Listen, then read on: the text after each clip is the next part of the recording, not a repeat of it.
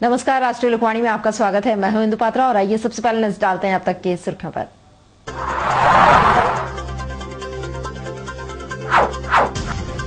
चांडिल थाना क्षेत्र में अपराधियों ने ट्रक को लूटा, ड्राइवर और खलासी हुए जख्मी।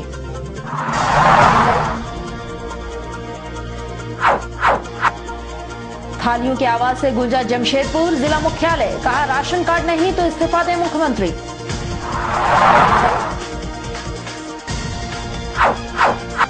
और 14 वर्षीय बच्चा दबा स्लैग में, गंभीर अवस्था में इलाज के लिए भर्ती।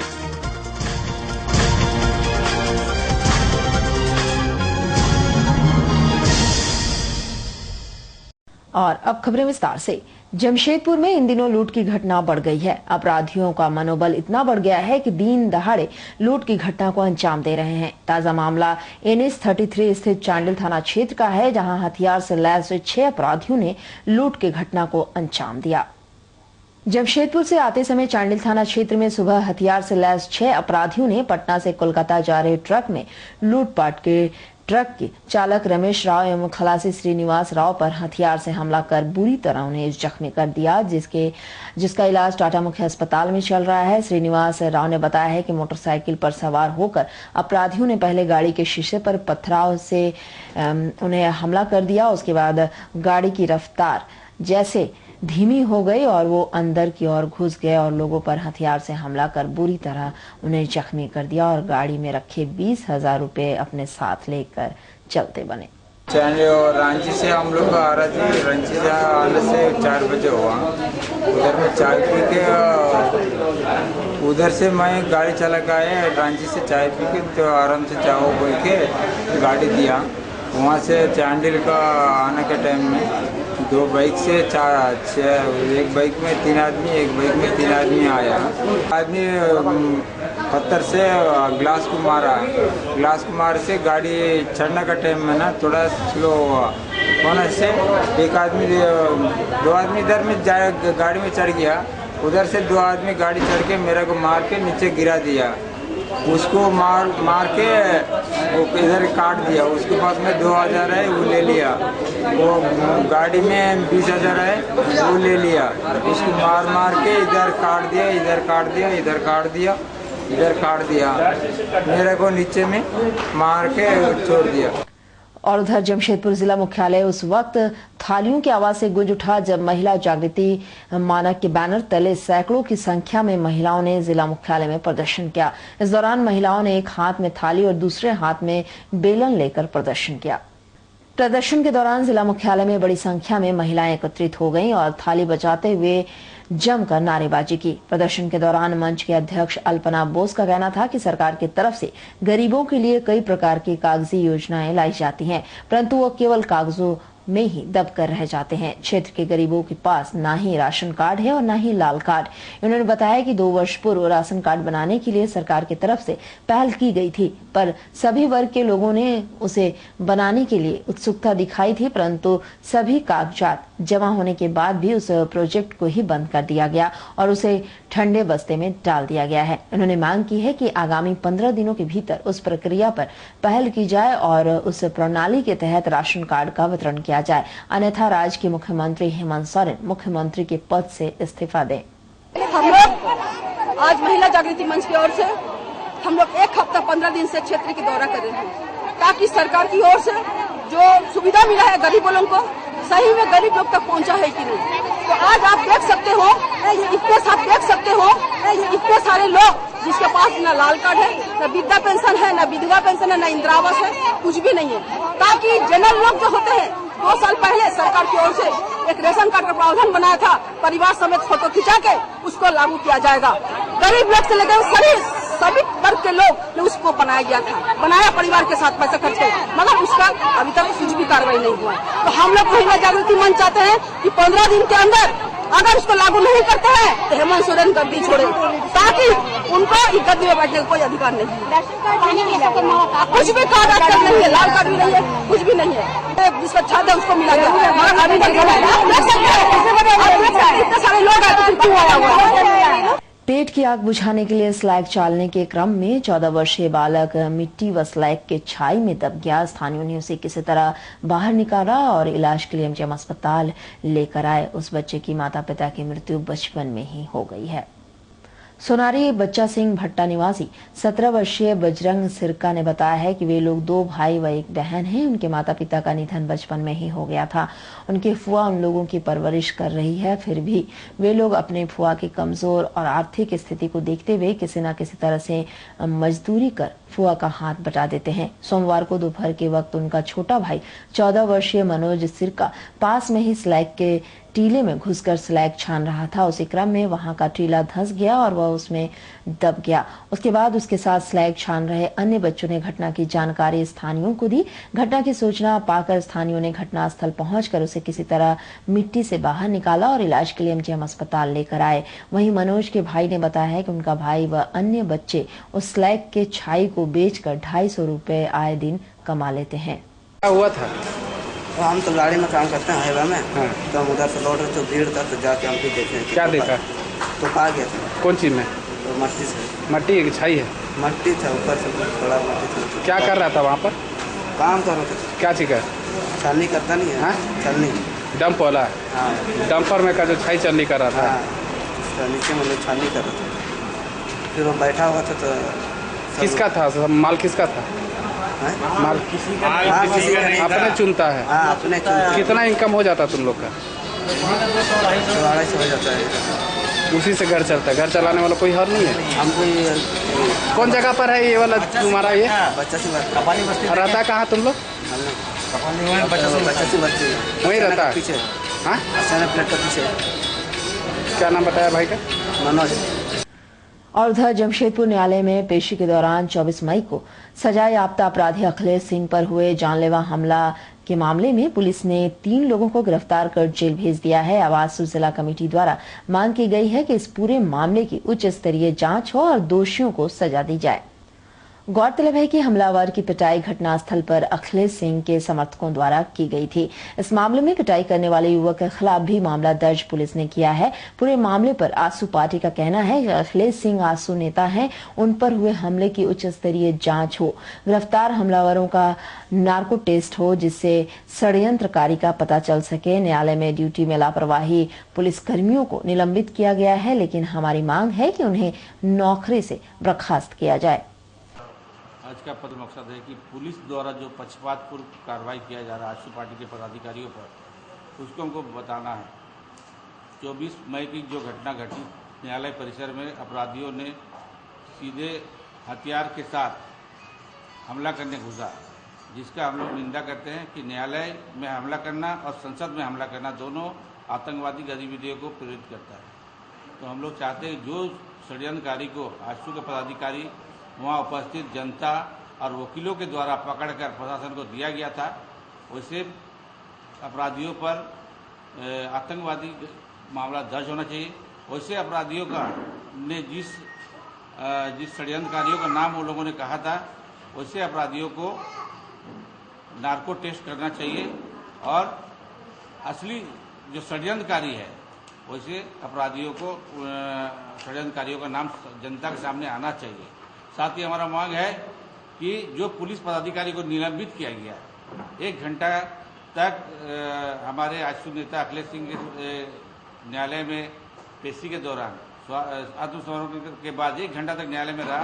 कस्टडी में लेने के बजाय पुलिस को बार बार सूचना देने के बाद, जज के द्वारा सूचना देने के बाद भी वहाँ पर पुलिस नहीं आई। इसमें पुलिस की मिलीभगत है और उनके बदले में पुलिस को सिर्फ निलंबित किया गया। हमारा मांग है कि निलंबित नहीं, उसको बर्खास्त किया जाए। और उधर जमशेदपुर लोकसभा चुनाव में भाजपा को सफलता मिलने के बाद प्रधानमंत्री नरेंद्र मोदी पर लोगों की नजर टिकी हुई है। सभी को पूर्ण विश्वास है कि विकास की गाड़ी बिना रुके पटरी पर दौड़ेगी। परसुडी झारखंड बस्ती में आयोजित कार्यक्रम में पोटका भाजपा विधायिका मेनका सरदार के समक्ष बड़ी संख्या में दूसरे दलों के कार्यकर्ता भाजपा में शामिल हुए, जिनका स्वागत पार्षद स्वपन मजूमदार और विधायक ने फूल माला पहनाकर किया। कार्यक्रम में अपने संबोधन में विधायक का कहना था कि अब केंद्र में भाजपा के आने से बेरोजगारी एवं गरीबी दूर होगी। आप लोग जो एक बहुमूल्य वोट देके हमारे सांसद जिला परिषद ने विस्तार पूर्वक जानकारी दी है। जो जिस तरह आज देश का जो महंगाई है, इस महंगाई में कैसे काबू करके गरीबों का सुविधा करने के लिए जो योजना बना रहे हैं, ये आप लोग का निश्चित रूप से आने वाला दिन में लाभ होगा। और आज इस मंच से हम जानकारी देंगे कि पिछले दिन हम एक गांव में शादी घर गए थे, तो उसमें एक आम आदमी मेरे पास आया, आके बोले कि इस बार जो वोट दिए, वोट देते देते जैसे हमारे प्रधानमंत्री बने, वैसे वैसे जैसे दिन दूसरा दिन जो आटा का दाम था 22 रुपया, वो 20 रुपया हो गया।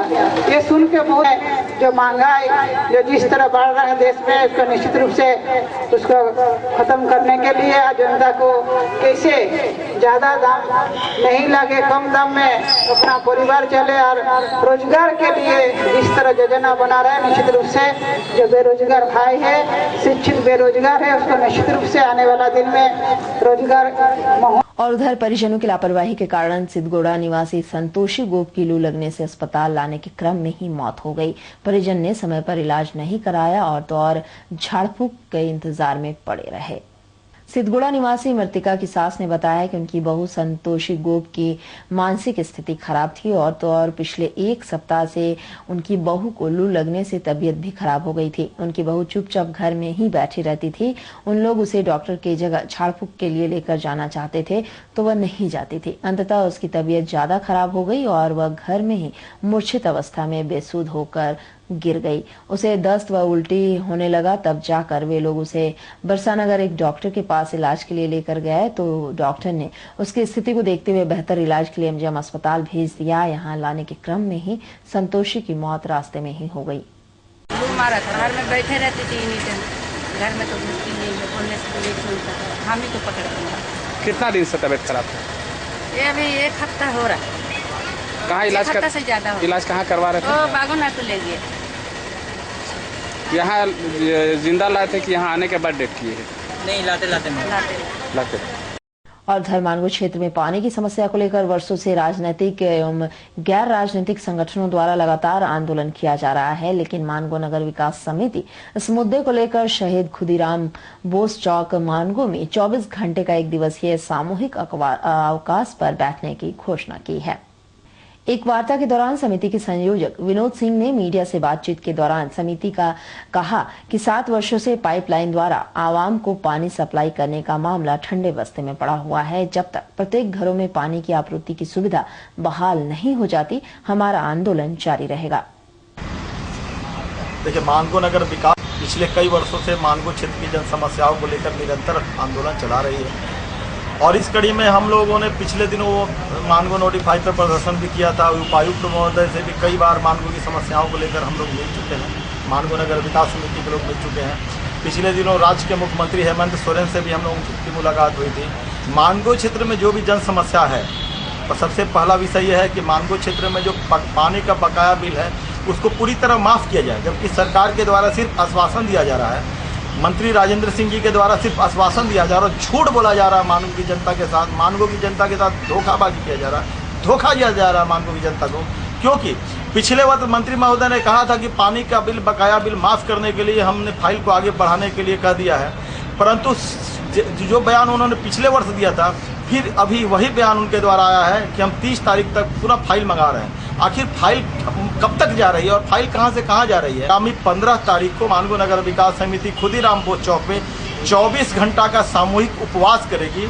मानगो नगर विकास समिति के तमाम लोग मानगो खुदीराम चौक पे 15 तारीख को सुबह 10 बजे से 16 तारीख को सुबह 10 बजे तक सामूहिक रूप से उपवास में बैठेंगे। विकास समिति आंदोलन करती रहेगी और मानगो की जनता के सुख दुख में खड़ी रहेगी। और उधर सोनारी स्थित सर्किट हाउस साईं मंदिर के समीप चालक की लापरवाही के कारण टेम्पो पलटने से टेम्पो में सवार एक युवक पूरी तरह जख्मी हो गया और उसके अन्य साथियों ने उसे इलाज के लिए एमजीएम अस्पताल में भर्ती कराया है, जहां उसकी स्थिति काफी नाजुक बनी हुई है। सोनारी झबरी बस्ती निवासी व जख्मी राजेश खिस्कू ने बताया है कि वे लोग 4 साथी मिलकर रविवार की रात स्टेशन में खाने पीने का कार्यक्रम बनाए थे।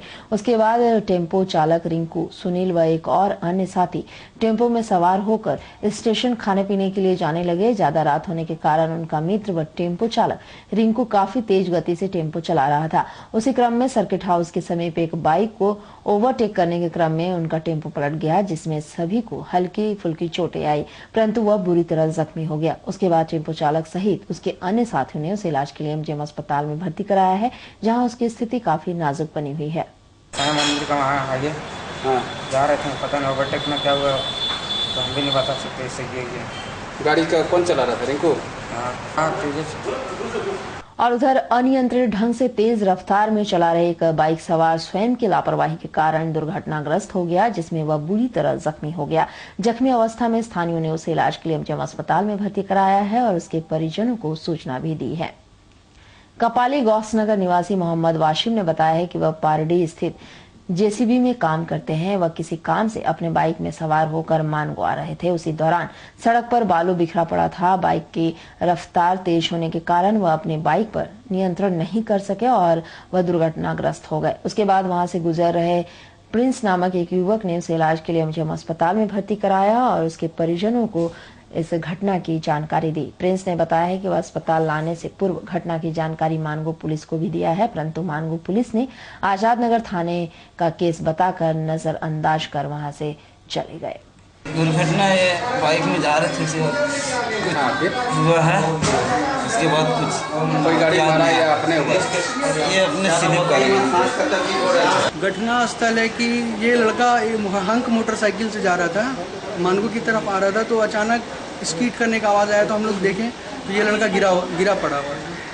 जब इनको उठाया तो बहुत ज़्यादा सर से ब्लीडिंग हो रहा था और हाथ का हड्डी पूरा दिख रहा, हाथ में बहुत ज़्यादा डैमेज हुआ है। तो हम लोग थाना आया भी वहाँ गाड़ी, लेकिन रुका नहीं। हम लोग सूचना दिए तो ड्राइवर थाना बुला रहा, तो थाना जब गया तो वहाँ पे बोलता कि आज़ाद नगर थाना का एरिया पड़ता है। हालांकि मानगो थाना से 300 किलोमीटर की दूरी पे हुआ है सर, चर्च से थोड़ा पहले। तो हमने फिर क्या किया, ब्लीडिंग ज़्यादा हो रहा था, दर्द भी हो रहा था, सांस लेने में दिक्कत था, तो हमने पहले एमजीएम हॉस्पिटल लाया। और उधर तापमान घटने के बावजूद भी हीट स्ट्रोक का हिट कम होने का नाम नहीं ले रहा है। हीट स्ट्रोक के कारण डायरिया की चपेट में आए एक युवती समेत कुल 2 मरीजों को इलाज के लिए एमजीएम अस्पताल में भर्ती कराया गया है, जिसमें सरायकेला डीएमडूबी गांव की सेबुनिसा व आजाद नगर ओल्ड पुरुलिया रोड निवासी मोहम्मद खालिद हैं। दोनों की स्थिति काफी गंभीर बनी हुई है। डायरिया होने का सिम्टम जो है, क्योंकि हीट स्ट्रोक होता है बहुत ज़्यादा टेम्परेचर के कारण से, जीआईटी इम्बैलेंस हो जाता है और इलेक्ट्रोलाइट इम्बैलेंस होने से जैसे पोटेशियम की कमी होता है तो जो है ये चीज़ होने लगता है। कहीं ना कहीं हीट स्ट्रोक इसमें भी है। हीट स्ट्रोक है। और अब चलते एक नजर तक की सुर्खियों पर।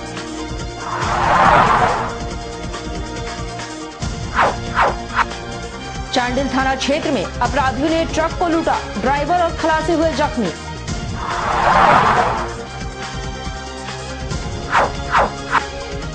थालियों की आवाज से गूंजा जमशेदपुर जिला मुख्यालय, कहा राशन कार्ड नहीं तो इस्तीफा दें मुख्यमंत्री।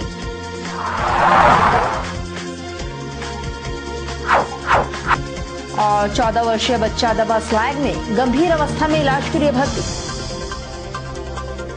और अधिक जानकारी के लिए आप लॉग इन कर सकते हैं www.rashtriyalokmani.com। तो आज के लिए बस इतना ही। कल मिलेंगे नई खबरों के साथ, तब तक के लिए राष्ट्रीय लोकवाणी टीम की ओर से नमस्कार।